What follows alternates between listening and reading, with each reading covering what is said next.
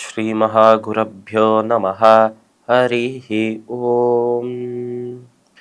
सदाशिवसमारम्भां शङ्कराचार्यमध्यमाम् अस्मदाचार्यपर्यन्तां वन्दे குருபரம்பராம். ஜெம் டிவியின் நண்பர்களுக்கு எனது வணக்கங்கள். இன்றைய நாள் அனைவருக்கும் இனிய நாளாக அமைய எல்லாம் வல்ல இறைவனை வேண்டி இன்றைய எம்மதமும் நம்மதமே நிகழ்ச்சிக்கு செல்வோம். இன்னைக்கு நம்ம ஸ்ரீமத் பகவத்கீதையிலிருந்து ஒரு ஸ்லோகத்தை விரிவான விளக்கத்துடன் பார்ப்போம்.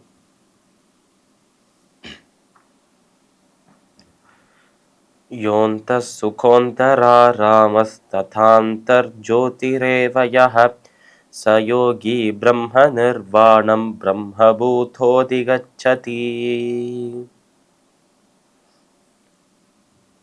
இந்த ஸ்லோகம் ஸ்ரீமத் பகவத்கீதையின் 5வது அத்தியாயமான கர்ம சந்நியாச யோகத்தில் 24வது ஸ்லோகம். இந்த ஸ்லோகத்தில் நம்ம கிருஷ்ணர் அர்ஜுனனை பார்த்து போன ஸ்லோகத்தில் அந்த சுகத்திற்கான காரணத்தை, எங்கேருந்து நமக்கு சுகம் கிடைக்கும், ஆனந்தத்தை பெறுவதற்கான வழி என்ன என்பதை சொன்னார் நம்மளோட கிருஷ்ணர். இப்போ இந்த ஸ்லோகத்தில் அவர் முக்கியமாக சொல்ல வரும் விஷயம் என்ன என்றால், நமக்குள்ள இருக்கும் அந்த இறைவனை, நமக்கு அந்தராத்மாவாக இருக்கும் அந்த இறைவனை உணர்ந்தால் அவரையும் அடையலாம், மோட்ச முக்தி பெறலாம் என்று சொல்றார் நம்ம கிருஷ்ணர். இப்படி இவர் நம்மளோட ஆத்மா, அந்த ஆத்மாக்குள்ள வசிக்கும் அந்த பரமாத்மா, ஆத்மாக்குள்ள வசிக்கும் அந்த இறைவன், இந்த விஷயங்களெல்லாம் உணரணும் என்று சொல்லும் போதே இது எல்லாத்தையுமே ஞானத்தோடு சம்பந்தப்பட்டதாக மாறிவிடுது. இப்போ ஞானம் என்கிற அந்த ஒரு சொல் என்பதே, ஞானம் யார்கிட்ட இருக்கும், ஞானத்தை பெற்றவர்களாக எந்த சாதகர்கள் இருக்கிறார்கள், சாங்கிய யோகிகளாக இருக்கா. அதனால் சாங்கியோகிகள், அந்த ஆத்ம தத்துவத்தை உணர்ந்தவர்கள், அவர்களை பற்றியும் இந்த இடத்தில் சொல்றார். அப்பேற்பட்ட ஒரு சாங்கியோகியாக நாமும் இருக்க வேண்டும், அப்படி இருந்தால் நம்மளுக்கு என்ன பலன் என்பதையும் சொல்றார் நம்மளோட கிருஷ்ணன். அதனால் 2 விதமாகவும் இந்த ஸ்லோகத்தை பார்க்கலாம். ஒன்று, சாங்கிய யோகிகளின் மகிமையை விளக்கி சொல்லும் ஒரு ஸ்லோகமாகவும் இது இருக்கு. நம்மை சாங்கியோகிகளாக மாறணும் என்று நம்ம கிருஷ்ணர் தூண்டும் ஒரு விதமாக, நமக்கு இன்ஸ்பிரேஷன் கொடுக்கும் ஒரு விதமாகவும் இந்த ஸ்லோகம் இருக்கு. இப்போ இந்த ஸ்லோகத்தில் நம்ம கிருஷ்ணர் அர்ஜுனனை பார்த்து சொல்றது என்ன என்றால், யோந்தஸ் சுகோந்தராராமஸ் ததாந்தர் ஜோதிரேவயஹ.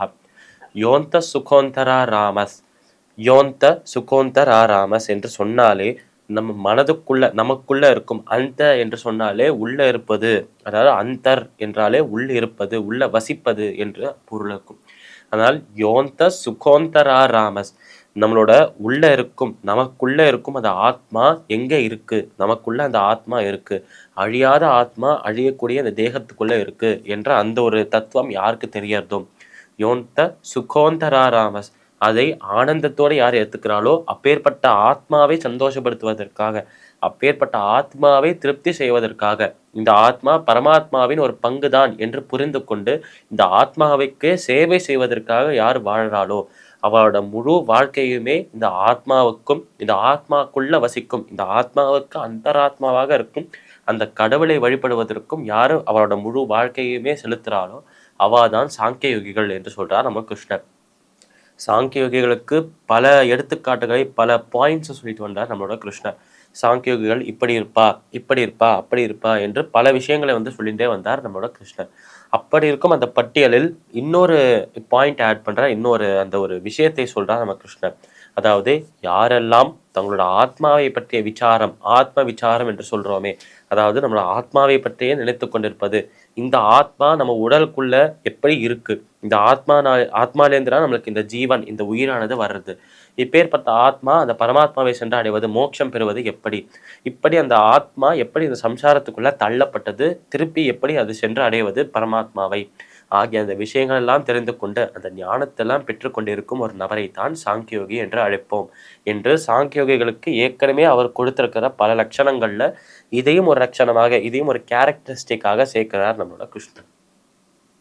இப்போ இதற்கப்புறம் அவர் சொல்ற விஷயம் என்ன என்றால், யோந்த சுகோந்தராராமஸ் ததாந்தர் ஜோதிரேவயா, அதாவது உள்ள இருக்கும் ஆத்மா, அந்த ஆத்மா அழியாதது, அது ஒரு உடலை விட்டு இன்னொரு உடலை தாவக்கூடிய சக்தி உடையது, ஆற்றல் உடையது.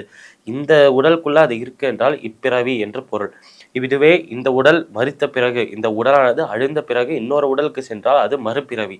இதுவே இன்னொரு உடலுக்குள்ள செல்லாமல் பகவானை சென்று அடைந்தால் அது மோட்சம் என்று இந்த விஷயங்கள் எல்லாம் யாருக்கு தெரியாதோ அவா பேசிக்கலாவே சாங்கிய யோகிகளாக தான் இருக்கா. அப்படி ஆத்மாவை பற்றி மட்டும் தெரிந்து கொள்ளாமல் அந்த ஆத்மாவுக்கு அந்தராத்மாவாக இருக்கும் அந்த நமக்குள்ள அந்த ஆத்மா வசிக்கிறது, இந்த தேகத்துக்குள்ள ஆத்மா வசிக்கிறது, அந்த ஆத்மாவுக்குள்ள வசிக்கும் அந்த பரமாத்மாவை, அந்த இறைவனை யார் உணர்றாளோ அவாதான் சாங்கிய யோகிகள், அவளுக்கு தான் மோட்சம் கிடைக்கும் என்று சொல்றார் நம்ம கிருஷ்ணன்.